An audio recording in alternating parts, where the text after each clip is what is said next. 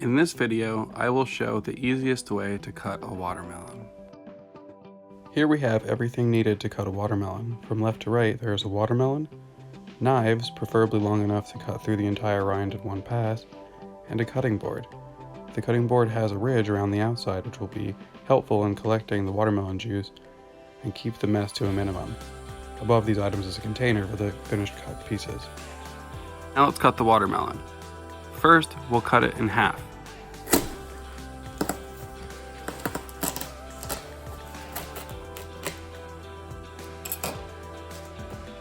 Next, we'll take each half individually, flip it over on the flat edge,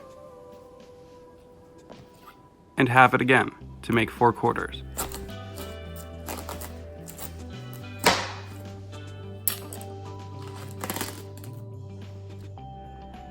Each quarter must be cut again to make eighths, and one final cut will make 16ths.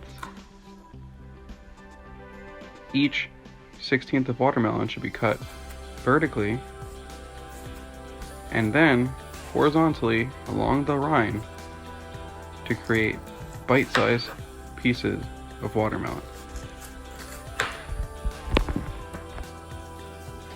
Now all that's left to do is enjoy your watermelon.